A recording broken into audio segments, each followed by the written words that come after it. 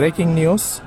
প্রস্তাবিত কর বৃদ্ধির প্রতিবাদে কেনিয়ার রাজধানী নাইরোবিতে ব্যাপক বিক্ষোভ চলাকালে বিক্ষোভকারীদের উপর পুলিশ গুলি চালালে কমপক্ষে 10 জন নিহত এবং বহু আহত হয়েছে।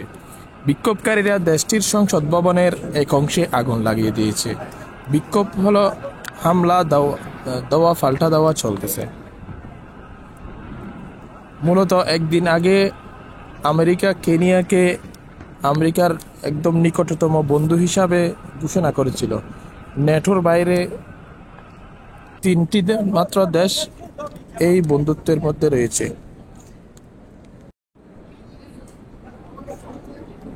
তুরস্কের পররাষ্ট্রমন্ত্রী হাকান ফিদান বলেন, সাইপ্রাসকে ইসরায়েল ও অন্যান্যরা ঘাঁটি হিসাবে ব্যবহার করছে।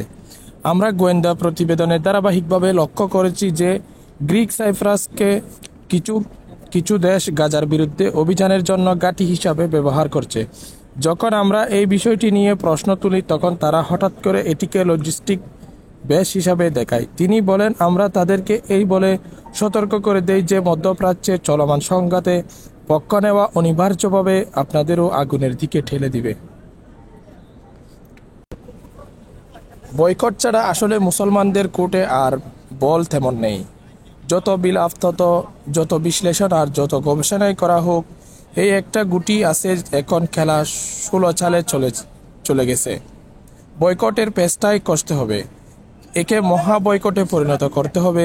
সমস্যা হলো আমরা বুকের জন্য পণ্য না পেলে ওই পণ্যের ফেরত যাই। সমাধান হলো পণ্যটা বয়কট না, বুকটাকেই বয়কট করা। ইসলামে জুহদ বা বুক বিমুখতার শিক্ষা দেয়া আছে। ভারতীয় প্রতিটি পণ্য বয়কটের মহা বয়কটে পরিণত করতে হবে যার যার জায়গা থেকে।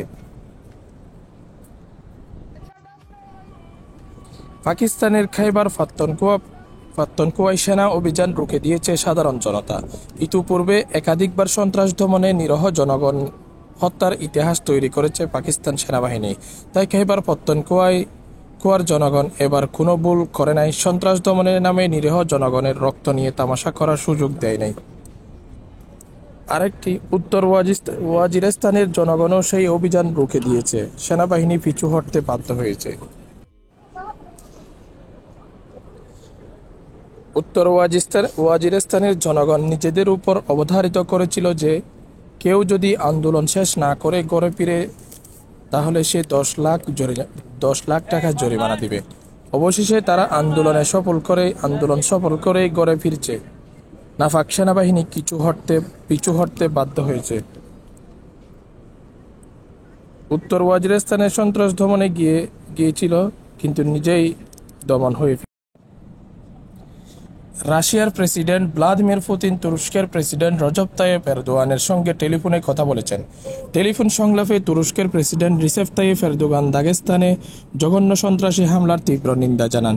তিনি রাশিয়ার জনগণের প্রতি সংহতি প্রকাশ করেন, নিহতদের পরিবারের প্রতি আন্তরিক সমবেদনা জানান এবং আহতদের দ্রুত আরোগ্য কামনা করেন।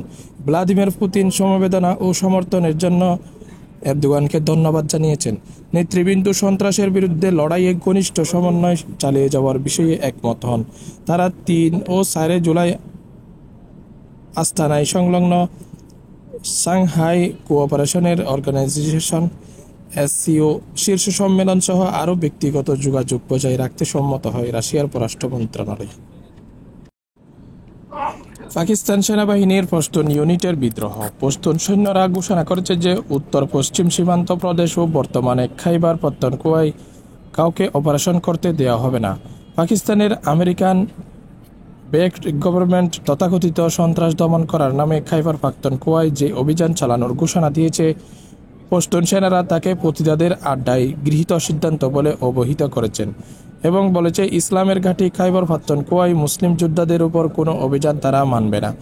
তাদের সাথে বেলুচ রেজিমেন্ট গুলিও একত্রতা প্রকাশ করেছে। এখানে উল্লেখ্য যে আফগানিস্তানের সংখ্যাগরিষ্ঠ মানুষ এই পশতুন সম্প্রদায়ের। পাকিস্তানের জনসংখ্যার প্রায় 1/4 এই পশতুনরা। পাকিস্তানের সাবেক প্রধানমন্ত্রী ইমরান খানও এই পশতু সম্প্রদায়ের।